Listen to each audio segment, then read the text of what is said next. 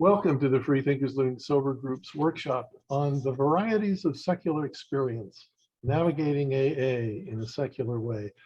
On the last Sunday of each month, beginning when we started a few months ago, we have a different speaker or a panel of speakers sharing their experience about some aspect of getting and staying or living sober in AA in a secular way. They share for about 30 minutes. And the workshops are getting recorded, and we'll post the audio only on our website.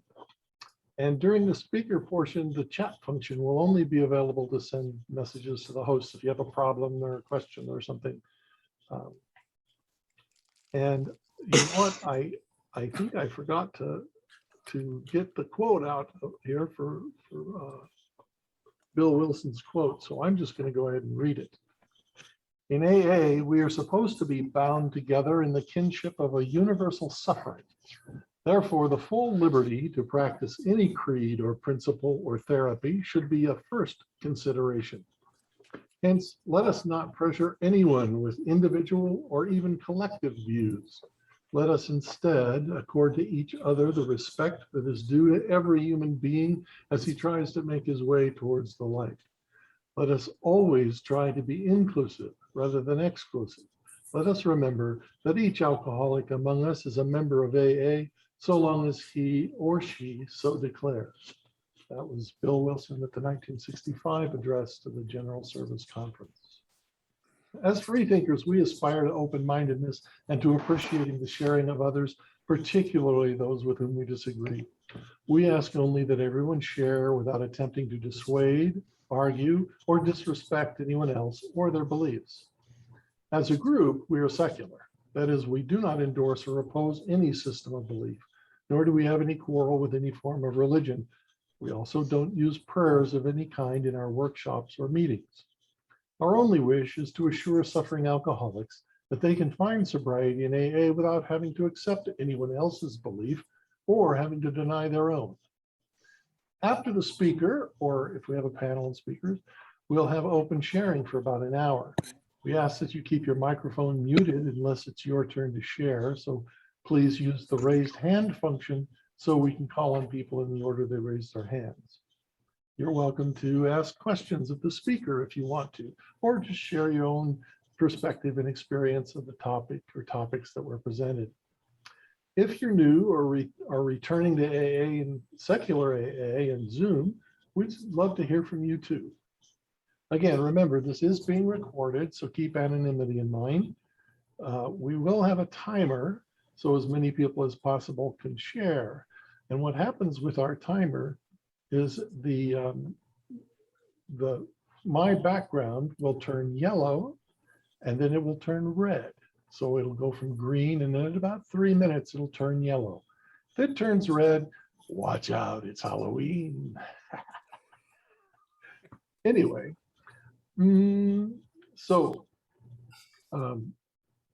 it's now, without any further ado, my distinct honor and privilege to introduce our speaker today. He's 43 years sober in AA as an atheist the whole time, believe it or not. He's from Kinvara, Ireland. And Eugene, thank you for being here. It's all yours for the next 30 minutes or so. Thanks, John. If I go overboard, I'll watch the colours.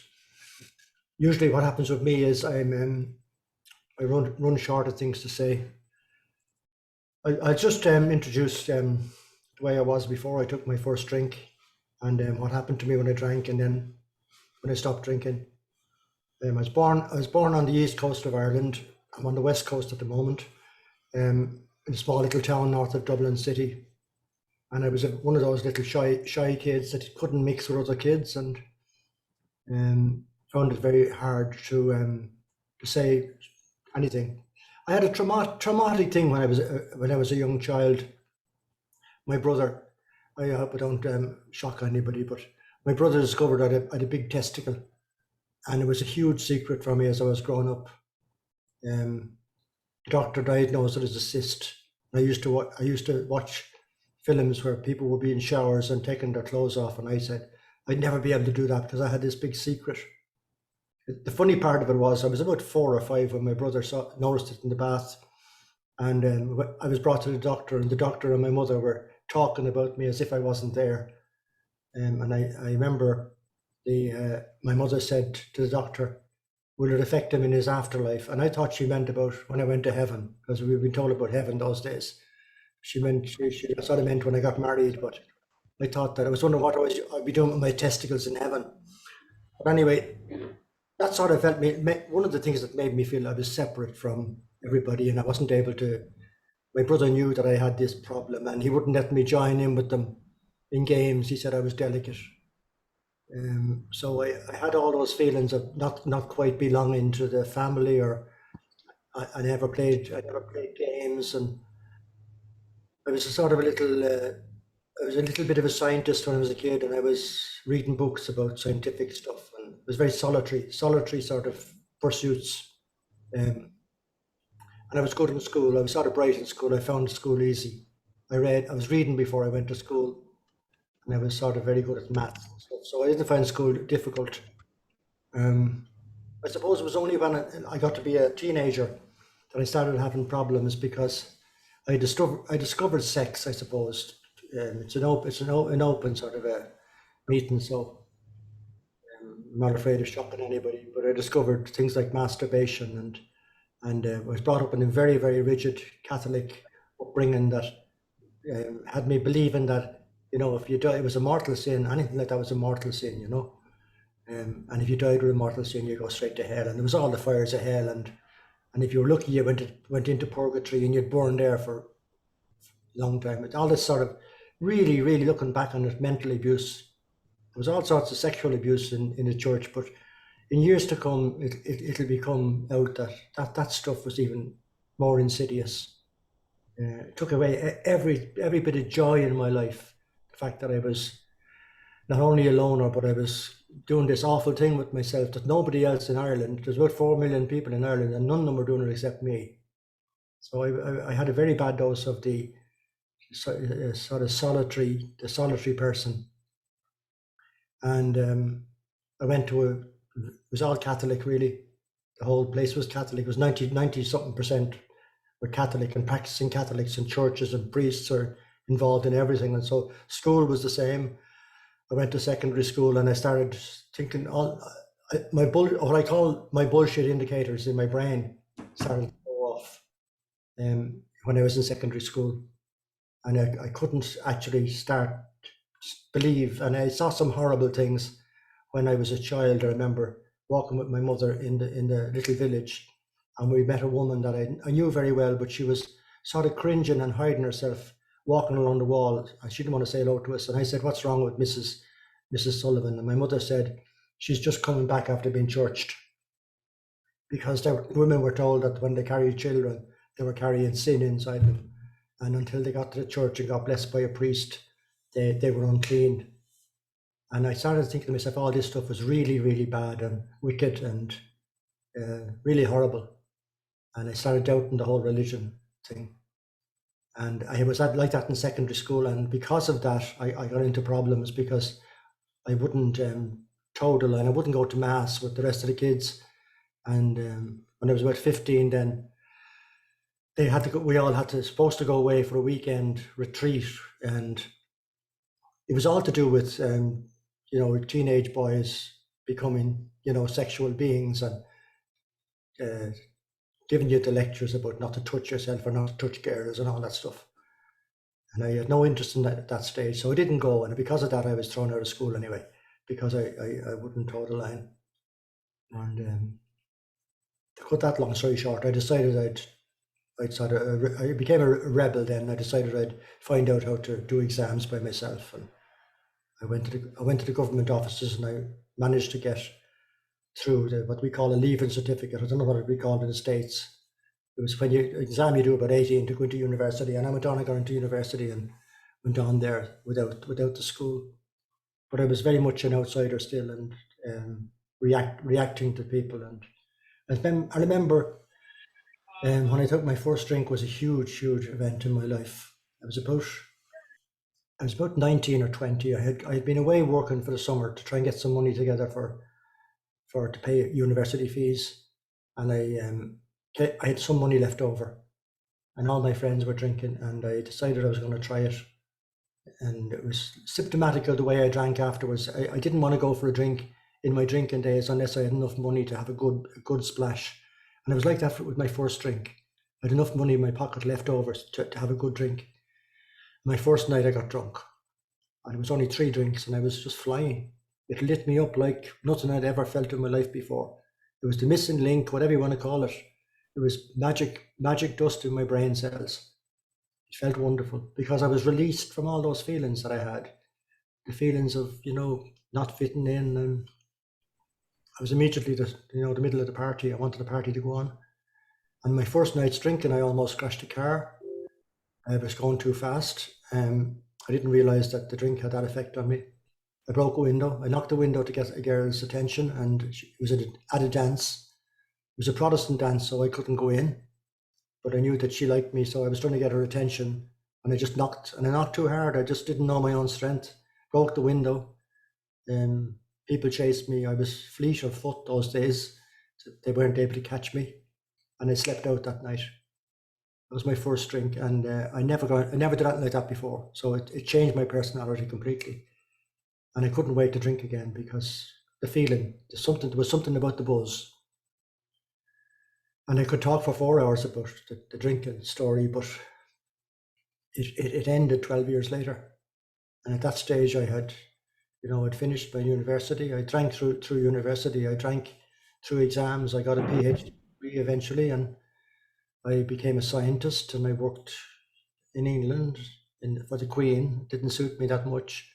I did then I started doing geographicals.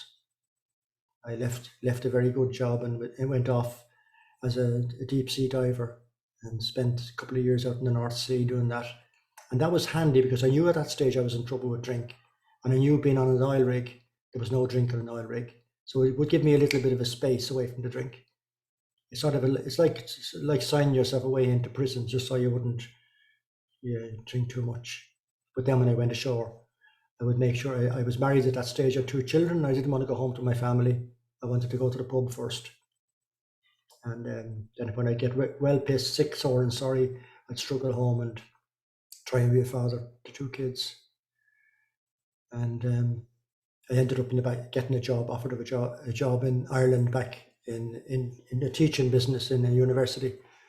And I came back, and it was there really that the drinking came to an end for me, because I was trying to drink like an alcoholic, hold down a job, be a father, and my whole life collapsed. And I came to a stage where I couldn't see no way out. I was plotting my suicide. I had a nice big fast car, big Jaguar, and I had a spot picked out that I could get a big speed going down a pier and go into some deep water and end it all. And at that stage, I wasn't thinking about a wife or kids or what it would look like or pain, or I just wanted to get off the world because the world was an alien place for me, and the drink wasn't working anymore. That was the big thing. And in a way, it was the best thing that ever happened to me. The day when I was sitting in a little pub in the countryside with a pint of Guinness in front of me, and I wasn't able to drink it. And I knew that day that the drink was finished. It had beaten me and I wasn't able to control it. And I went to Alcoholics Anonymous. And we all know here what it's like, and maybe in Ireland it's even more so. There was a lot of, because the big book and all the stuff was written in Southern Baptist sort of jargon, it landed in Ireland, and it was like putting petrol on a fire, because everybody coming from Catholic backgrounds, they got their own slant on it. It was all about God this and God that, and people were talking to God, and God was talking back to them, and some people were talking to their dead brothers up in heaven, and all that sort of. And I felt so outside that again. Here I am now, nearly dying from drink, and I'm in a room full of people where they all have a hotline to something out there that I don't understand. It's just, it amazes me that people can do that, but they do it, and I felt like an outsider. I was lucky enough in the people I met in my early days. Though I'd say I would throw everything out, the baby with the bathwater. So I'd see the steps up, and it was all about, it was almost like the 10 Commandments, only there were 12 of them.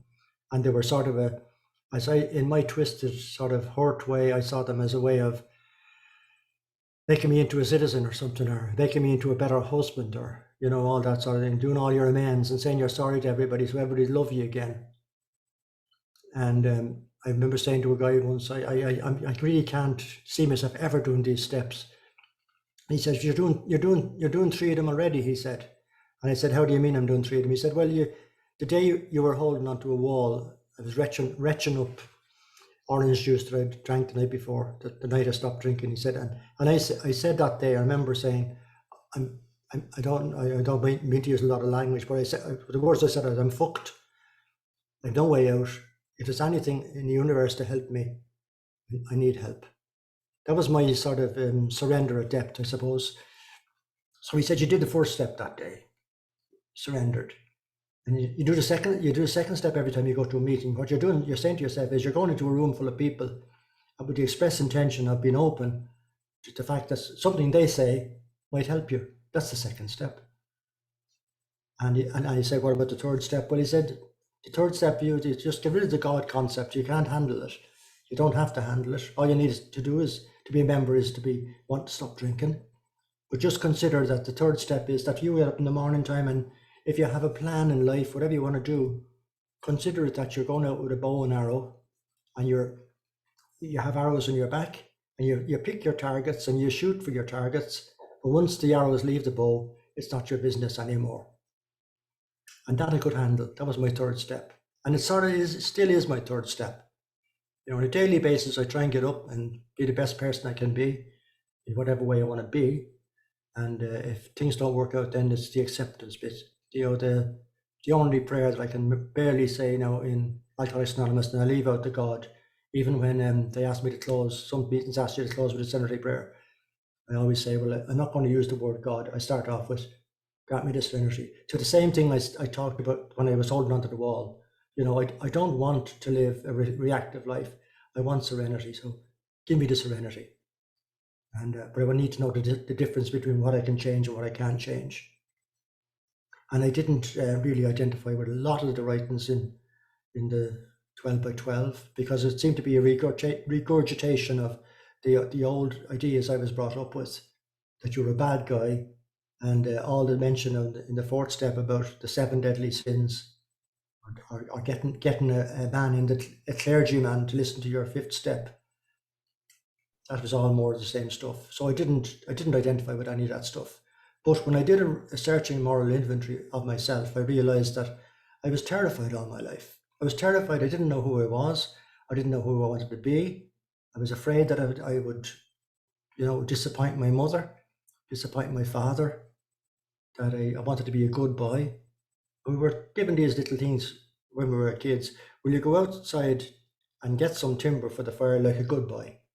So that had been printed in my head that good boys bring in things for fire, good boys do this, good boys do that. So I wanted to trying to be a good boy. And I almost killed myself being a good boy. And in the 4th step, when I did all my inventory, I went through the big things in my life, you know. The day I got married, the last thing I wanted to do in my life was to get married. I said yes to a woman. She wanted to get married. I wanted to just, you know, have a relationship, go to bed. I didn't say no to kids, but I didn't want. It was a bit like Groucho Marx, who said marriage is a fine institution, but who wants to live in an institution? I didn't want that to get a solicitor involved in any relationship I'd have with another human being. But I did it, and we weren't very well matched, you know. But at that stage, I was drinking, so I could live with it. When I got sober, then I realized that I'd committed a huge act of spiritual suicide by doing that. And I mean spiritual in the sense that I have a spirit inside myself that sometimes it's happy, joyous and free, and sometimes it's feeling bad and not. I don't like using the word depressed because that sort of invites doctors into my life. But sometimes I'd be, you know, things aren't so happy in my life. My spirit is low. So I committed many acts of spiritual suicide like that. I wanted to leave college at one stage because I was married at the time, married very young when I was in college, and I had 2 kids. And I just wanted to go and work and, you know, get money for the first time in my life. And a woman, she was a professor at the department, stopped me and she said, "We want you to stay on and do a higher degree because your marks were so amazing." And I found my mouth saying yes to her, and nothing in me wanted to do it. another act of spiritual suicide. And I kept doing that because I didn't have the ego strength to follow my own spirit. And now that I was sober and I did the fourth step and realized that I'd done all those things, the huge terrifying thing was people started talking about change. And instead of me changing to be the perfect husband or the perfect, what I thought was, I had to learn how to change to be myself. Those little coins that we give out for the birthdays that says, to thine own self be true.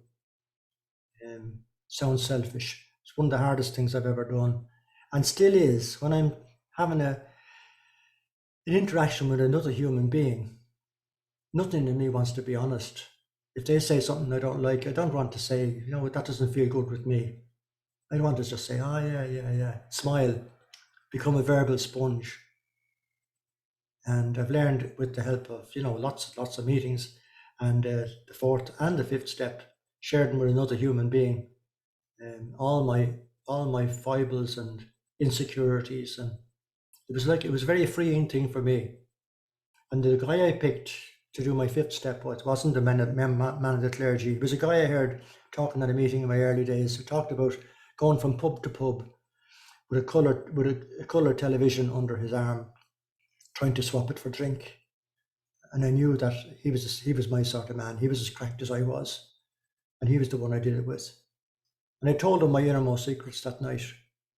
And many years afterwards, I said to you, people often think when you're doing the fourth step, that these secrets you're sharing with somebody, you're hoping nobody will tell them. I said it to Sean afterwards. Do you remember that night I said to him, about 20 years afterwards, when you came up to my house and I did my fifth step with you? And he said, no, I don't remember that at all. So my secrets were all safe with him, really, because he forgot, Well, it wasn't that unique or anything. I got a lot of help like that. And I got a sponsor early on as well. And I have the same sponsor for, I suppose, 42 years now. And the sponsor happens to be a woman. We sort of co-sponsor each other mostly these days, because that's the way it works. A lot of people say men with men and women with women. I know that too, because relationships can develop and all that sort of thing. But we've never had that sort of a relationship. It's worked very well for me, because a lot of my stuff is sort of emotional. The soft part of me. It's not. I never was a hard man. I'm a hard man in some ways, but in other ways I'm not a hard man. I'm sort of very emotional and vulnerable and that sort of stuff. So it's great for me to have a woman I can talk to. We don't spend a lot of time, talking about the absence or the non-presence of God. Sort of scientifically, it doesn't make sense to be trying to prove something that doesn't exist. So I don't waste my time on it.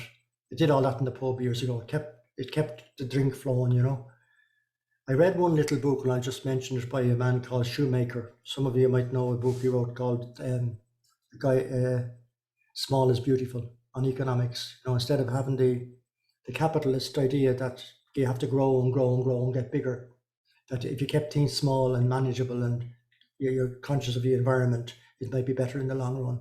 But he also wrote another book that's not so well known called A Guide to the Perplexed.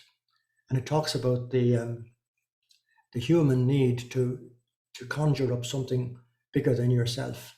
It's sort of a vacuum in the species that we want to try and make sense of everything. And every religion in the world comes from that basic need.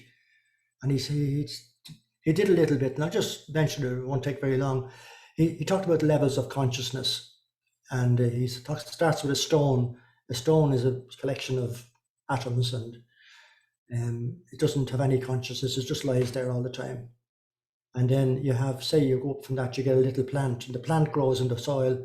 And if the plant is in the soil and it sends its roots down in the soil, somehow it feels the stone, and it can go away from the stone and go around the stone to get the moisture.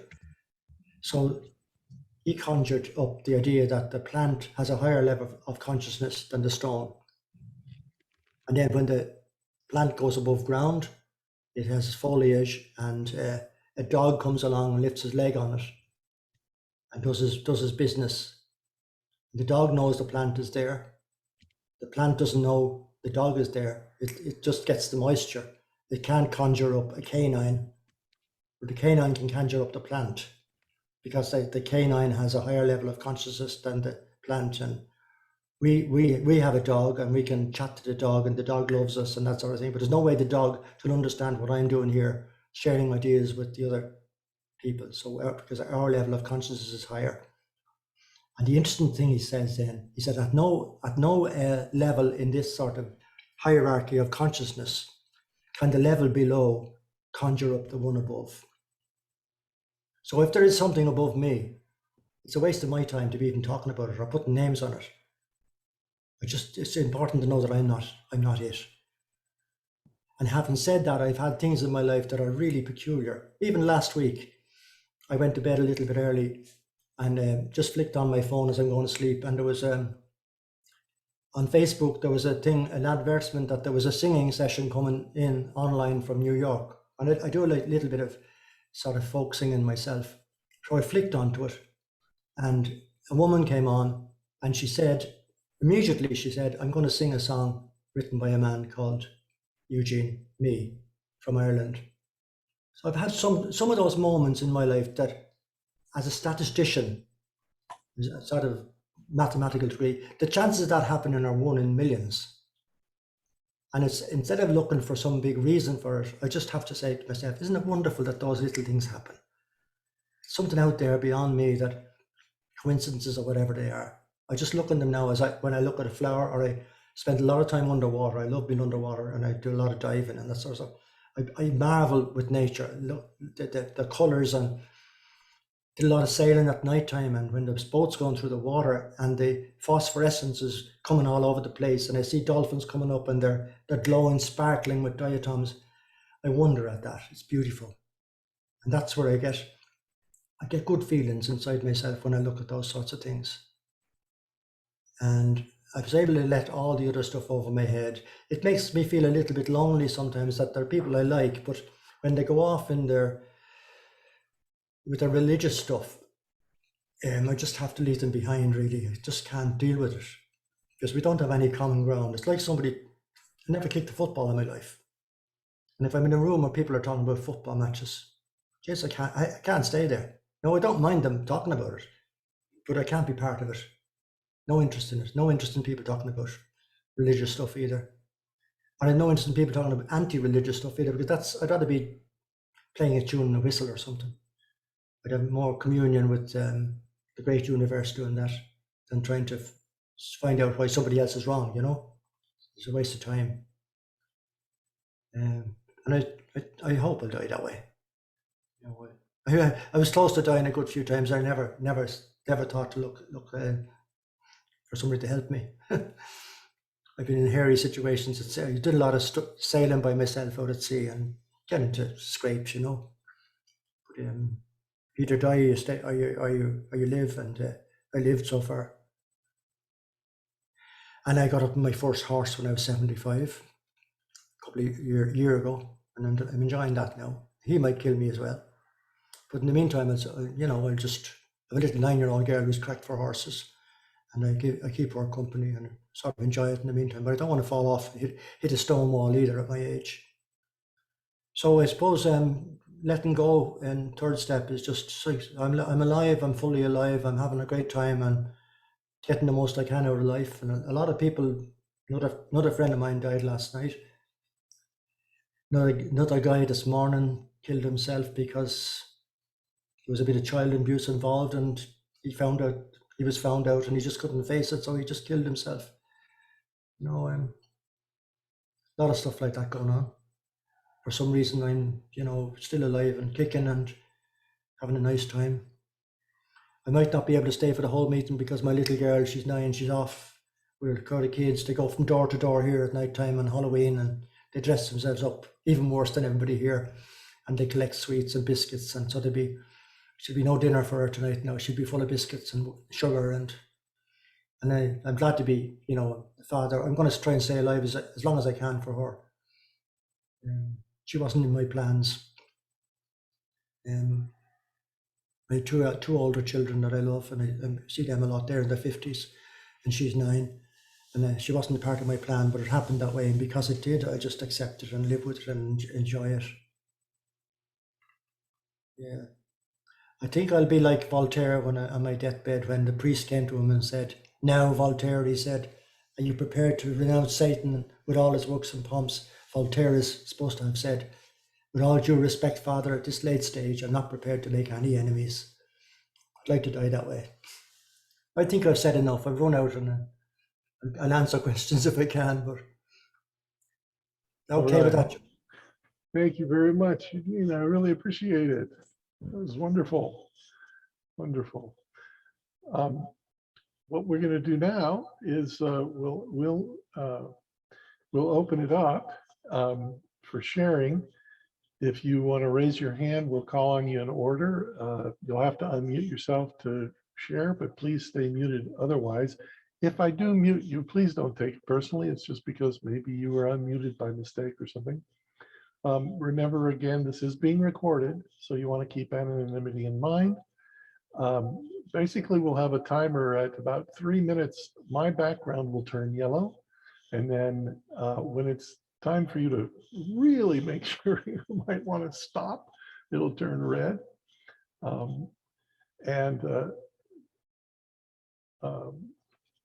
know there was something else. Oh, I also wanted to mention our next workshop in November on I think it's the 28th, is going to be, we'll be with Reverend Ward Ewing, which may seem kind of strange, but he's a former non-alcoholic trustee of the General Service Office. He's going to talk about the importance of secular AA from his perspective. He was one of our speakers at the very first international conference in Santa Monica. So I hope you'll be able to join us at that point. I'm going to open up the chat as well. So those of you who have been chomping at the bit to be able to make sure that you put in whatever information you want for meetings that you have, that kind of thing, feel free to do that. I'm also going to put some information in there about some books you might be interested in, that stuff. You should be able to copy that before the end of it. There's usually 3 dots at the side of the chat where you can save the chat, and it'll save it to your computer. So I've said plenty, probably more than plenty. Let's start it off with Janice, New Mexico. Yeah, I'm Janice, and I'm Professor McGonigal too. Hi, Janice. I'm just going to say a little bit about this. And first of all, Eugene, that was wonderful. It's one of the best talks I've heard, particularly in a secular way. I grew up in a Protestant church that didn't do anything like the Catholic Church did. And when I left it, I left it because I didn't believe anymore. But my God, what you went through as a child, no wonder you can't look at a church. So my husband and I both love Halloween, and we live on a cul-de-sac in a planned community. And so people will bring their children in because it's safe. They're not going to be run over. You just go around the circle. And so we've been here for about, over 10 years now, and for about 8 years at least, except for last year. What we'll do is we'll play a movie on the garage door and dress up accordingly and hand out candy and stuff. And we've got to see some of these children grow, and parents come by and ask, what movie is it this year? Well, it's one of the Harry Potter movies this year. I'm not sure which one we picked. So I'm McGonagall and he's going to be Dumbledore. Anyway, this is a great conference. I'm so glad I found the information. I don't know who you're supposed to be. That's great too. But yes, Eugene, that was marvelous. What I'd like to know is, could you put the information on the Shoemaker books in the chat? Because I'd like to look for them. They sound really good. And and really that's all I've got. Happy Halloween, guys. Thank you. Appreciate that. Liam.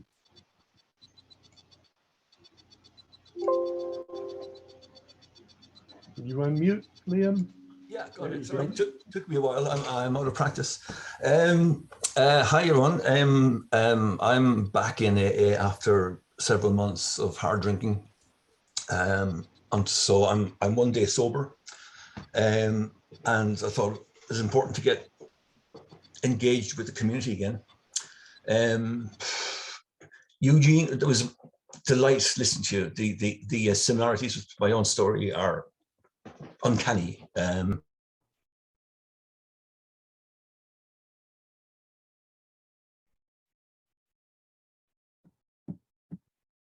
You were muted. Sorry, I think I There you got go. muted for a few seconds there. I was just thanking Eugene for his story, and I was struck by how similar it is to my own, from the shyness to the apparent liberation through alcohol, in the sense that I could become more sociable and more convivial and everything. The going to university, getting a postgraduate degree, and going on to do postdoctoral research, etc., etc.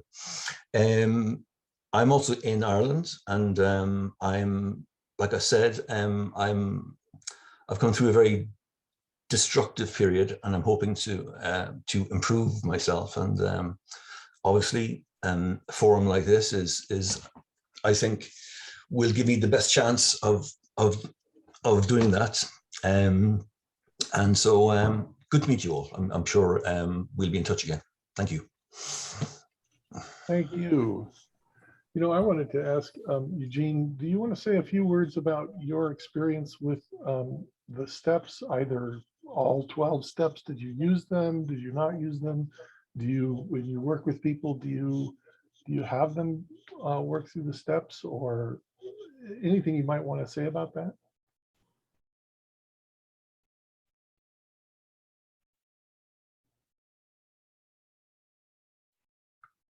I don't know if you heard me, Eugene. You're still muted. There you go, buddy.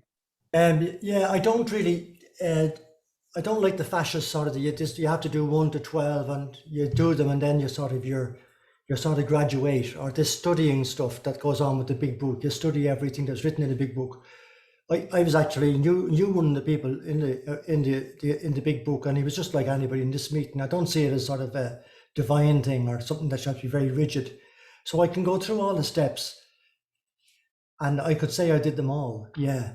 But I did them in my own way, not in the way that's sort of delineated. Like if I did searching moral inventory, I would have thought in my old way of thinking that was all the bad things I did. I was unfaithful in a marriage, you know. When my first child was being born, I was out with another woman. So that was a big black mark against me. But they weren't the things that really bothered me. The moral inventory was that when I was 4 years old, I was 4 years old in school, I wasn't able to put my hand out and ask to go to the toilet.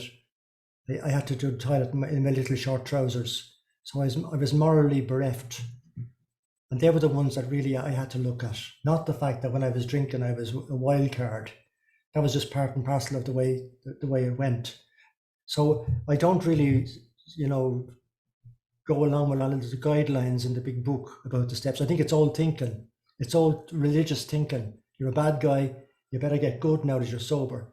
But I look at myself as being sort of very, very damaged as a child and as a human being. I don't know whether I was born that way, whether the environment did it to me, but one way or the other, I was left a shivering denizen, for want of a better word, before I drank. And drink cured me for 12 years, and then I was let down with a big bang. So I can only give away what I have myself. I don't give away the theory of Alcoholics Anonymous. I just give away what I did myself. And what I did was talk to that guy who was a couple of years longer sober than me, and he's still sober. He's about 46 or 47 years sober now. And one alcoholic talking to another, the magic happened for me. And when one alcoholic comes to me and they're telling me, you know, they've all this trouble, I'd say to them, can you do a 4th step on it? Write down all the things that make you feel sort of yucky about yourself, and let's talk about them. And that becomes his 5th step. The 6th step, why would you want to? I remember saying to a guy once early in my sobriety, I think I want to get rid of all my character defects. I wanted him to like me, you know, I was doing my old stuff. He said, that's not the way it works. You have to ask God to take them away when he's ready. Of course, I never talked to him again. I think he's still sober, and someday I'll go up to him and meet him up in Dublin and I'll say hello. But it wouldn't have worked for me, that sort of stuff. Why would I want to hold on to things? The nature of my character defects a lot of the time was trying to please people. Everything in me wanting to commit what I called before spiritual suicide, saying yes when I felt no, because I didn't have the moral strength to say no to somebody. If somebody came to me once and asked me in early sobriety, could I use my workshop? My mouth said yes. Everything in me felt no, but I said yes. And then I was left with this guy coming, making total shit of my workshop, blunting all my tools. And then I had to eventually say to him, listen, this isn't working out. But that was my 10th step. It's very practical stuff. It's not theory. It's not sort of, I often hear people at meetings saying, oh, I did all the steps, but they're not saying what they did. So I had to go up to that guy and say, listen, I made a mistake. I said yes. It's not working out. What I should have done was said no. And then that's the nature of and I think they're a bit drawn out to like 6, 7, 8, and 9. You know, you were living in a certain way. It wasn't working. Stop the shit. Live differently. And the amends are just living. The amends aren't going around saying I'm sorry for what I did. For me, it's just living differently, not being the person I was. I like the Russell Brand steps better. They're short, they're concise, and they're to the point, you know. There's none of that old waffly old guilt stuff, you know, in them. And so I do the steps, but I do them, I suppose they're custom, my own customized version. And I don't feel bad about that. But I can't listen to people who are talking about, you know, I do them as it's said in the big book. I'll have to take a break for a second. My gang is coming back, but I will be back, okay? All right, thank you, Eugene. Nat.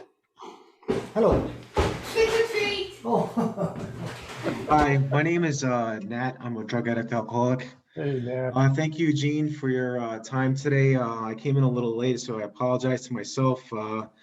Anyway, you know, I was just thinking to myself that I'm a very sensitive person. I'm a highly sensitive person. I've been struggling with this since I've been born. I guess they call it being highly sensitive is some kind of a. Can you guys hear? Oh, okay. You know, I struggle with relationships, and I struggle very much so with relationships. I'm an emotional retard, so to speak. You know, I don't know how. I'm very reactionary. You know, I try to not be reactionary, but I tend to do so. You know, you know, it's been a problem because I tend to interpret other people as being malevolent all the time, and so I tell myself that people in general are just malevolent, and you know, and people are just nasty all the time, when in reality a lot of it's prefabricated in my mind. And anyway, you know, I really appreciate you talking about sensitivity, because you know I struggle also from mental illness, and it's been very hard on me. You know, I've been going through some medication changes right now, and it's been a journey, so to speak. And so I have to take it a step at a time and keep sober. So that's all to share. Thanks. Thank you. Tim. I'm Tim. I'd like to really thank our speaker Eugene for everything he shared. I particularly love both the things he mentioned of Schumacher's 2 books. The small is beautiful concept is a somewhat growing idea, you know, yet we have a world in which economics seems to depend totally upon infinite growth, which infinite growth is pretty much clear cut, at least on a single planet, ultimately going to end in disaster. So, and maybe even if we expand to the rest of the universe, infinite growth on the universe might end in disaster too. So I love that idea from Schumacher, and also the other idea from Schumacher of different levels of consciousness. That is an intriguing concept. I'm not sure I'd heard that before. Eugene, you mentioned your songs. I would be interested if there's a place to find the music that you've written. Thanks. Thanks, Tim. Neil. Thank you. And I came in about, I guess, a third way through that Eugene's talk, but everything I heard from there on, of course, was good. So I know that the beginning of it was just as good.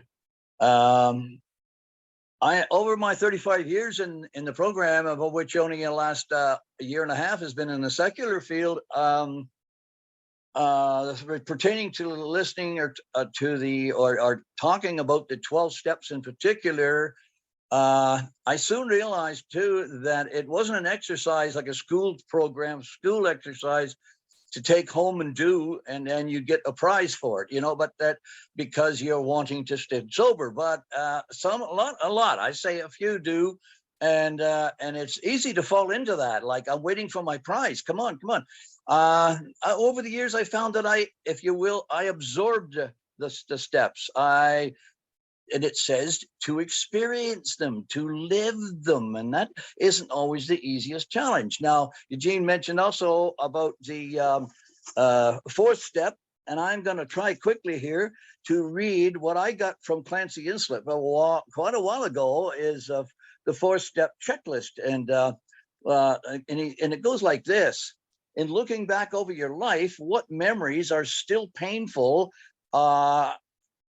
are still guilt-ridden, still dirty? Number two, in what ways do you today feel inadequate as a person? Three, who do you resent and why? Be as specific and nasty as you can. Number four, what do you conceive to be the ongoing problems in your human relationships? 5, what do you consider to be your defects of character as you see them? 6, there's only 2 more. What would you say today are your goals in life, whether it is realistic or not? And the last one, how do you think AA can in any way possibly help you to start towards any of these goals? That helped me, because it laid it out in simple words, and there you go. So not everything's in the book. Sometimes you pick up something from somebody else. It works for you, and Eugene did that for me too as well. And I don't always look this good. Thanks. Thanks. Well, nothing was in the book when they first started this whole darn thing, so I guess it's all right. I don't see any other hands up. You don't want to hear me talk, so somebody jump in here. Okay, Toon. Hey everyone, my name is Toon. I'm a person in recovery. Hey, Toon. I kind of wanted not to share, but then I heard Eugene's story, and a friend of mine in recovery said, you might want to try and shut your face during a meeting and just listen sometime. And I was planning to, but she mentioned something good might happen if you do that. Well, so far it kind of did. I could really relate to your story, Eugene. I've always been sensitive, people pleaser. What really got me was being terrified all the time. Yeah, I get that a lot. Like the first 15 years of my life, I'm pretty much in my own world, being alone, not having friends. Well, there's one guy I met in kindergarten. So anyway, when I discovered booze, I could talk to people. I wasn't overstimulated anymore. Used marijuana to calm my fucking tornado brain. But yeah, I still feel terrified of everything. Interpersonal relationships, just being sensitive. What will people think of me? I notice that the friends I'm making in recovery, even if they're talking to someone else in recovery, I'll feel envious or scared they might leave me, or scared, just scared all the time. Scared. And that pisses me off, because I feel selfish. I feel childish. I feel I'm self-centered. I feel all these things. But it's not a surprise I'm all these things, considering I never learned how to have healthy interpersonal relationships. I'm 31 now and I get to learn all that stuff, but I'll just assume it's going to be terrifying and I'm going to fall on my face a lot, and I probably will. It doesn't mean there won't be any humor in it or any fun in it. I tend to forget that. I just assume it's all going to be doom and gloom and feel like whenever I'm going to fail. The line that broke me when I was talking to my friend this afternoon was, I'm so fucking terrified that if I'm not the best I can be, or if I'm not perfect, one time people will fucking ditch me. If I have one slip in behavior, if I have one, I won't allow myself to be unreasonable or angry or scared or overreact. If anything, if I'm in a fight, I'd love the fight to be very reasonable and very with no curse words. The other person being very understanding. That's not how fights work, is it? So yeah, I want to learn to allow myself to be human and imperfect and deal with this being terrified. I don't know how yet. But yeah, enough out of me. Thanks for your share, Eugene. I appreciate it. Thanks. We appreciate you too. Pearl. Thank you. My name is Pearl, and I'm an alcoholic. And yeah, I'm from the west of Ireland. Like Eugene, it was fantastic hearing them. And I suppose you hear people different every time you hear them, which is great. I'm a long time also in Alcoholics Anonymous. I just turned 41 years, going on 67. And I suppose it's great being part of this. It's only very recently I've gotten introduced to the concept of there being secular meetings or free thinkers, or I'm not too sure which of them I belong to, you know. But I know I certainly never belonged to the schools or the churches or the societies. I didn't fit, you know. I knew I didn't fit, and I was reared in a pub in the west of Ireland. You know, I knew people's misery if from the pub, you know, and I used to come out at night time. Yeah, you know, usually after closing time is the only time we had quiet time in our house. And there was 11 children. And my mother was called Mammy by everybody in the community, not alone ourselves. So there was little time, and we all had to do our part, and we all had to work, and we all had to, you know, you had to know how to add and subtract and write in the book if you didn't get the money. And, you know, we had to know all those things without ever going to school. And when I went to school, the one thing that always fascinated me was the stars. And I used to come out at nighttime after closing time, you know, and you'd usually have a brush in your hand and sweeping out the cigarette butts, the sawdust and the dirt of it, and the ugliness of it when everybody's gone. And you'd look up at the sky and you think, oh my God, look at what's out there, you know, it's got to be different from this, like, it's got to be. And that's as a child, it always fascinated me, what was out there.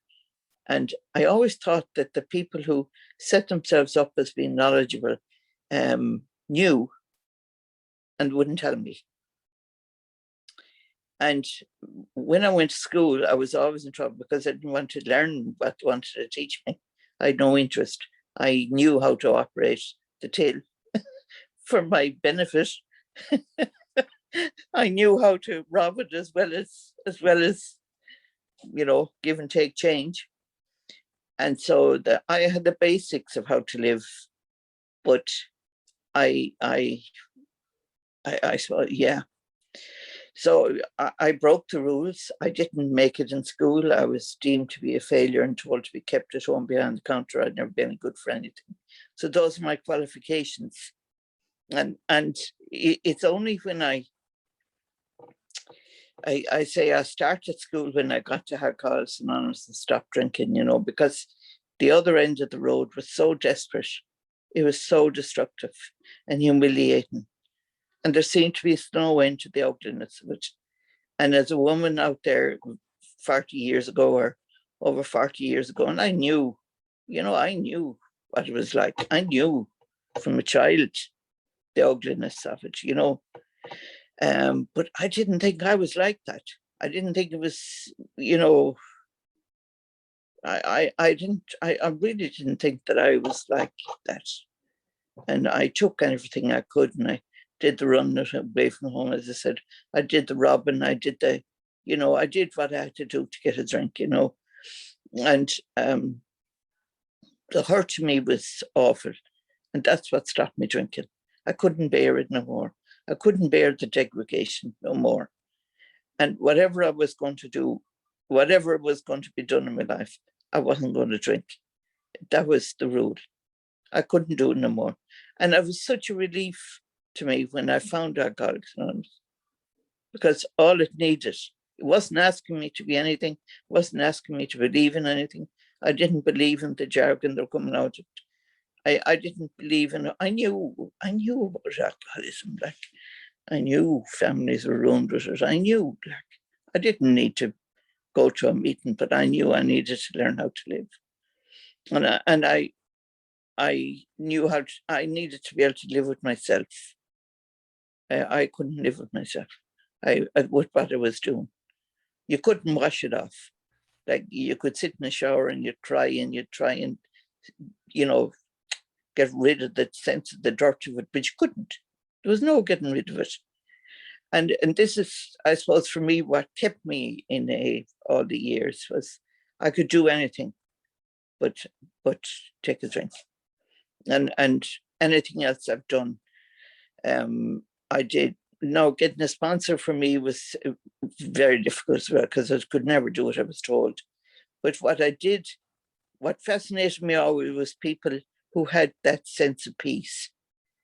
It always fascinated me. How did they meet that? How did they do that? How did, you know, Carlos Castaneda, and, you know, there was people along the way. There was writers along the way that I just loved, and I wondered how they got there. And, you know, Girl. yeah, okay. And I'm done, am I? I forgot your lights. It's very clever, but I forgot what you said. But I'm glad. Stop. Okay, I just say that I found what I was looking for. And I'm so glad for Alcoholics Anonymous for having me, starting me on a journey that brought me to a place that I can be with myself. And I'm very grateful to be here. Thank you. Thank you, Pearl. We're grateful you're here too. Tony. Sorry, all your rules. Tony. Hi, Tony, alcoholic from Venice, California. Eugene, I'm so blown away by your share. It was amazing and it was beautiful, and it was just what I needed to hear, because I am so lost right now. You know, my early religious experience was with the Catholic Church, and I learned nothing but fear. And it's, you know, some of it has stayed with me, although I, you know, haven't gone to church since I was 6 or something. But anyway, when I came into AA, I just wanted to stop drinking. I didn't realize that I would be fed all this spiritual malady crap. And for 6.5 years, I've listened to it. And, you know, it's kind of become my life is going to AA, but I knew I didn't belong there because I didn't believe any of this stuff. And it was only recently that I found secular AA, and it's been a miracle for me, but I kind of feel cheated that I didn't know about it and spent 6.5 years listening to this stuff.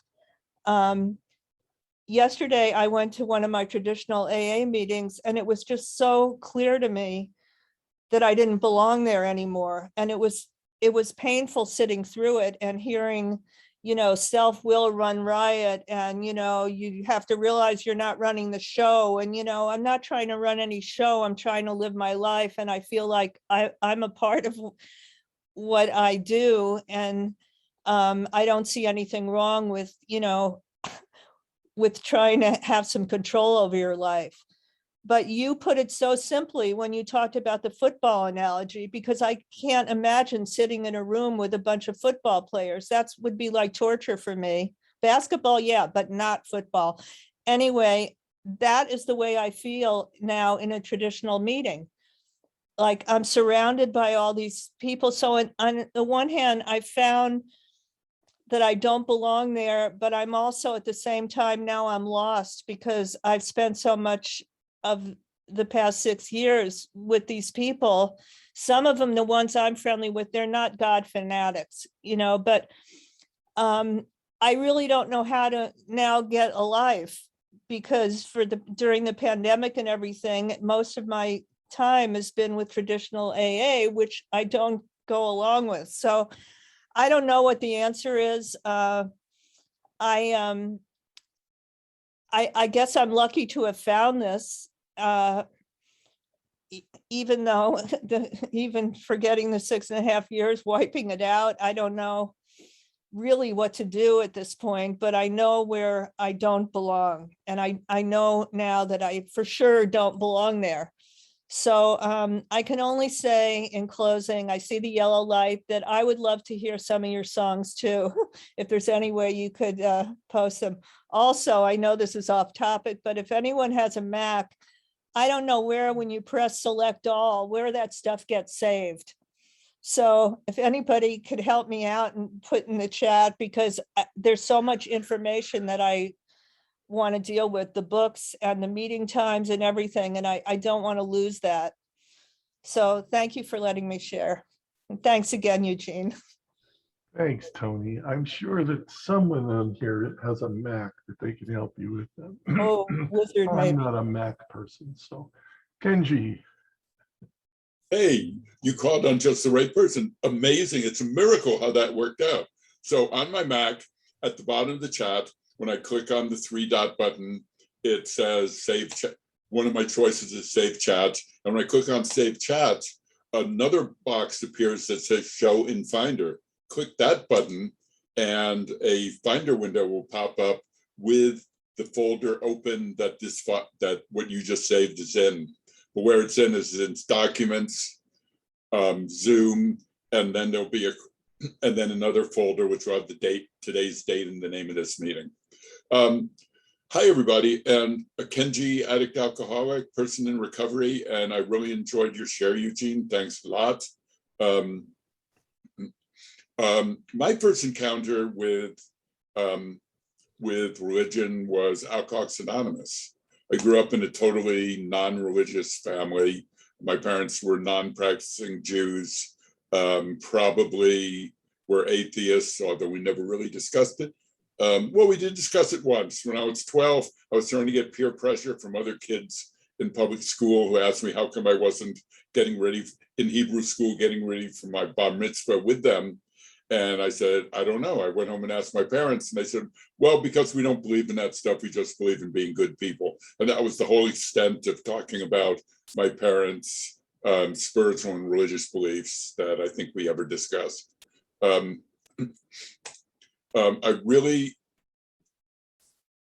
I can't imagine the experience of coming to AA having been heavily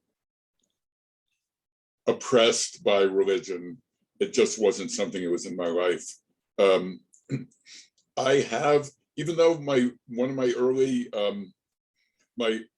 home groups was the We Agnostics group in LA, where I got sober, which was definitely one of the early secular groups. It started in 1980.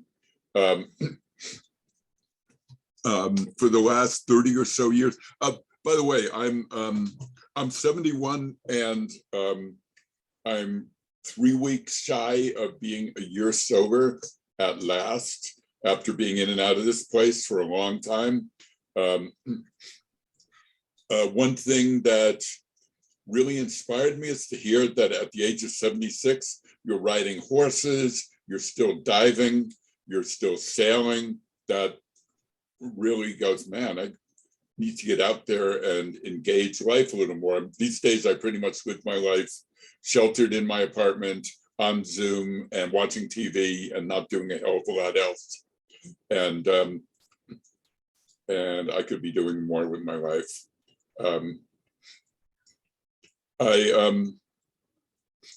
I've worked the steps the traditional way. I've been to book studies for many years, studying the big book, but I've never taken it as, I know a lot of people consider it divinely inspired. I don't, but I think there's a lot of good stuff in there. And I found the process of working the steps very helpful to me. Probably the next time I do it, I'll try using the forthcoming Jeffrey Munn step working guide. Looking forward to that coming out in the next few months. But I've gotten a lot out of doing the steps out of the big book too. My first inventory was a very negative process. I basically ranted about everybody, all the hundreds of things I resented in the world and feared.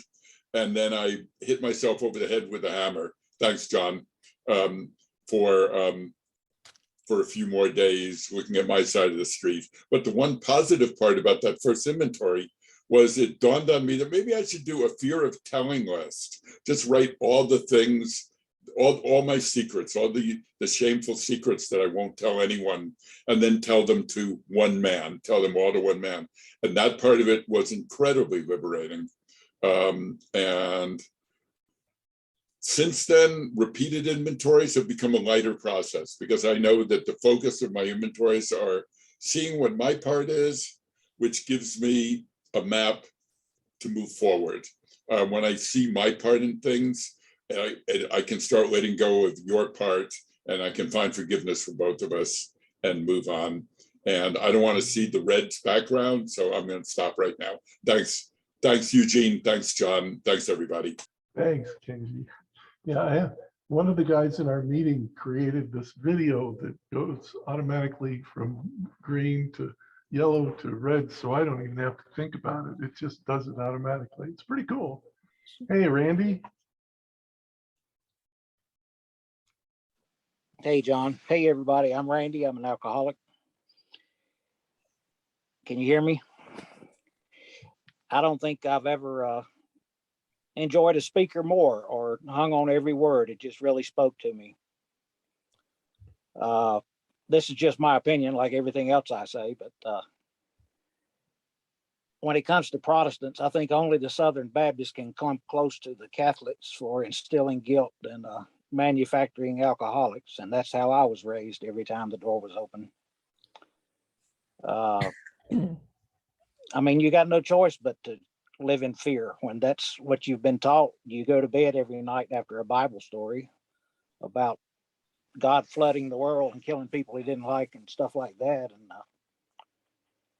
And Eugene said that he had never been a hard man, I think is how he said it. And I don't think I have either, but somewhere in the big book it mentions about somebody being thoroughly bad intentioned. And I don't think I've ever been a bad intentioned person. I've done some sorry shit, especially while drinking, but I wasn't a hard man, but I grew up around hard men, and you had to hide the fact that you weren't hard. And problems were solved, no tears, with fist, and don't get all emotional in relationships with women and whatever. Just John Wayne kind of sick masochism and whatever masculinity. And to the lady, I don't have on my regular glasses, I can't see your name, who spoke 2 or 3 people ago about having 6 years in regular AA, and do you just throw that out the window or whatever? I don't think any experience is wasted.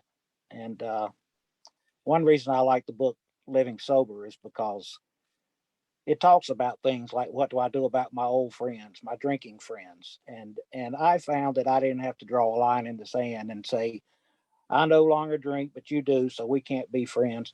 There was just a natural gravitating away from one another. Drunks don't want to be around sober people and vice versa. And I don't have to draw the line in the sand with the traditional or whatever you want to call the big book meetings. I still go to some, or I did before coronavirus, and I don't hesitate to say that I don't think I'm sober by the grace of a loving God, that it was fellowship with other kind human beings who went before me that told me how to not drink myself to death.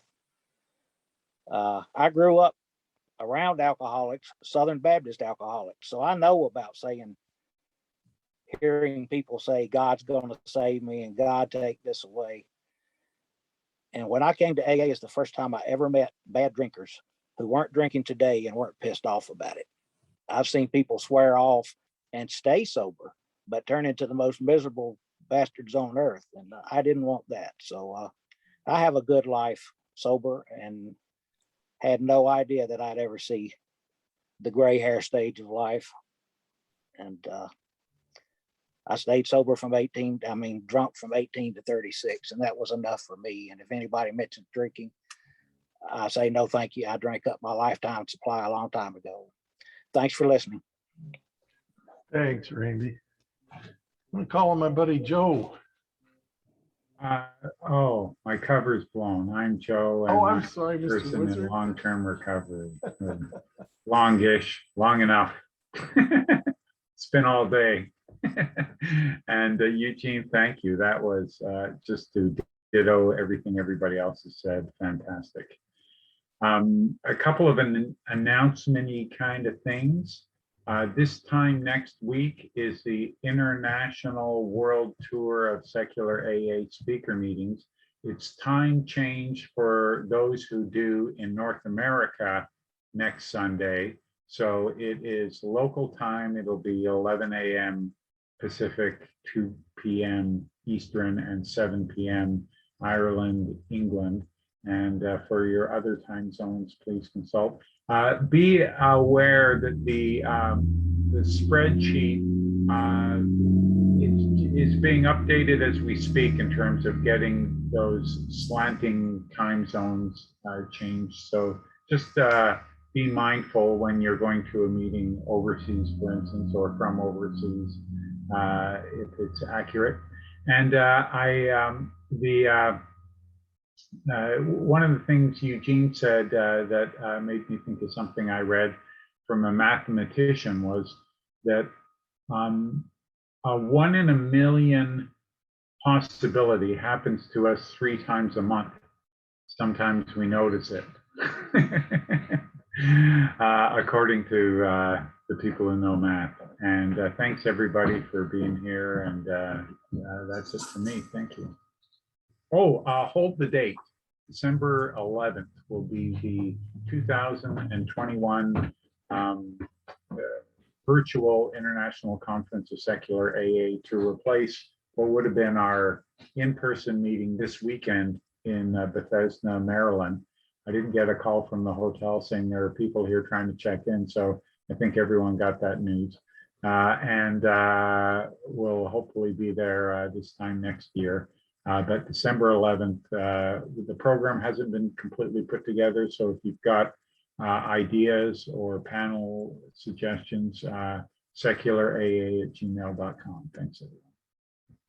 Thanks, Joe. And thank you for your help with us putting all this together, all these workshops, including the emotional sobriety workshops and all of that.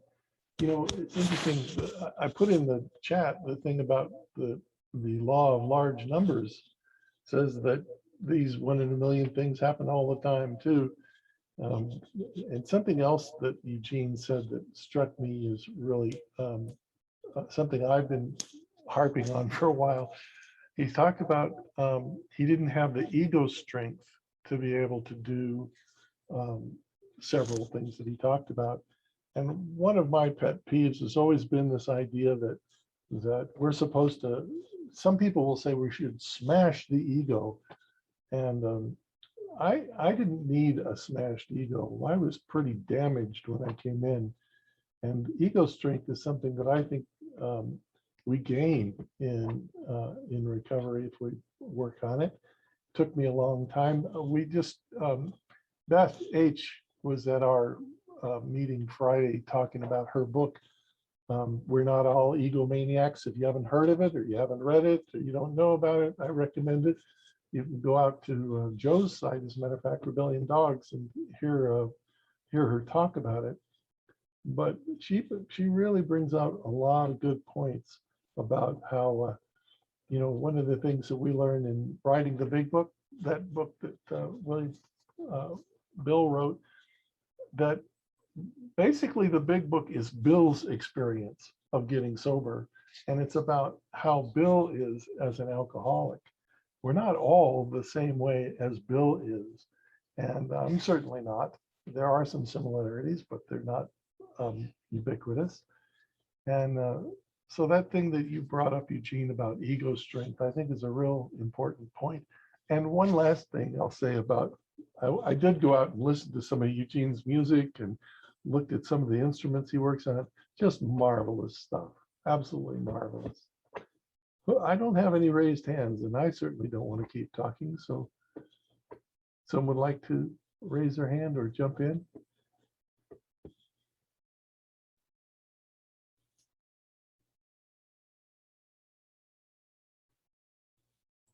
I see Bob K is there. Bob, would you like to share for a couple minutes? Yeah, thanks. You caught me multitasking. I enjoyed Eugene's talk a lot, and I'm a lover of Zoom. The opportunities to go to Arizona, which I've been to live. I was a drinker then, so it was a different experience. But I've been all over the world, taking in AA meetings in Ireland, Scotland, and England, and South Africa, and Australia. The strangest thing I've seen, we have a lot of Scottish people in Toronto, and I went to a Scottish meeting in East Kilbride, Scotland, and they had less accent than the people that are in Toronto and have been in Canada for 3 years. So they must go home at night and practice and they on the door, don't want to lose it. Yeah. So anyway, good to be here. Thanks for your service. Hi, thanks, Bob. Hey, Jeb, would you care to share?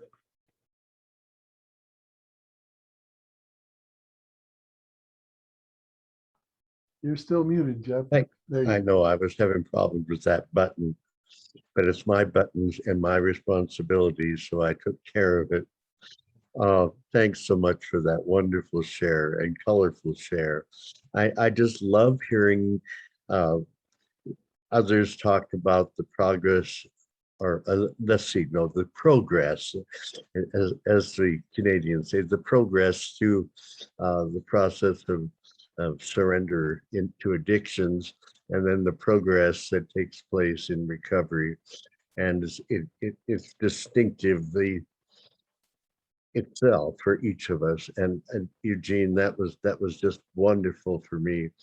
And even though our stories are so different, the feelings that a story like yours evokes in me brings up memories of things I've had to do and things I no longer do to bring me to this point in recovery. And I think that's the magic of AA, the stories and learning from stories and the storytelling that I do whenever I get a chance to speak. It's uplifting. And underlying message from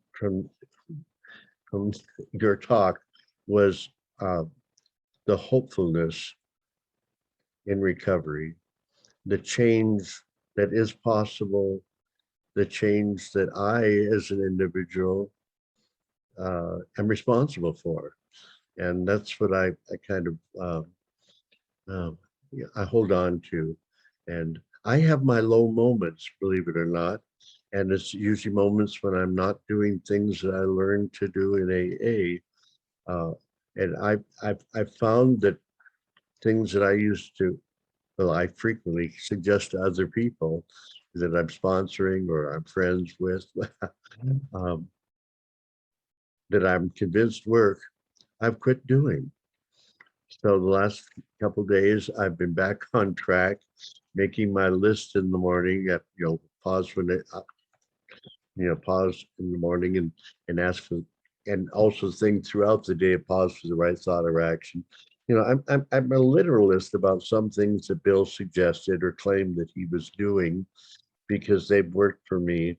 And when I stop doing them, I get confused, rattled, and maybe irritable, restless, and discontent, to use someone else's languages. But thank goodness I have a place to talk about myself and say I still have room for improvement, and you helped me to see that today. So today is day 15,772 because I didn't drink and I didn't die last night. So it's a good deal. Thanks. Thank you. Thank you, Jen. Yeah. Well, see, now I'm way behind you because I've only got 14,823 days today. Everyone count. Well, as somebody once said, I'd rather have, I don't want to have too many years and not enough days, sometimes it's the day that I got to watch out. Let's see. It doesn't look like I have any more raised hands. I can close this puppy up unless somebody has something they want to jump in with.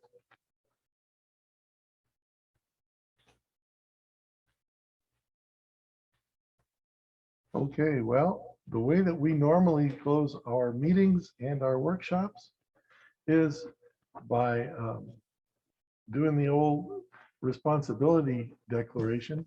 Responsibility declaration, by the way, some people misunderstand. It doesn't mean that I'm responsible for everybody that ever needed to get sober or anything else.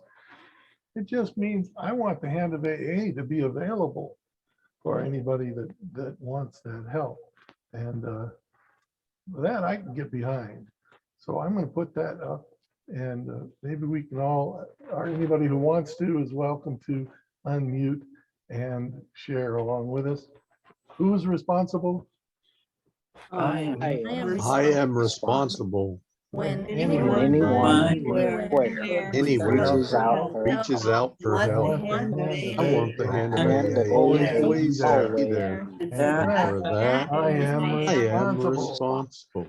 All right. Thank you all for being here. Thank you, Beyond Belief, for providing the room for us, and Kat for watching the waiting room and the chat feature. Our Thank next you, John. workshop is going to be November 28th, and it'll feature Ward Ewing talking about how important he thinks it is for us to have secular AA. Thanks, everybody. Thank you, John. Thank you. Bye-bye. Thank you, John. Thank you, Eugene. Thank you, John. Thank you, Eugene.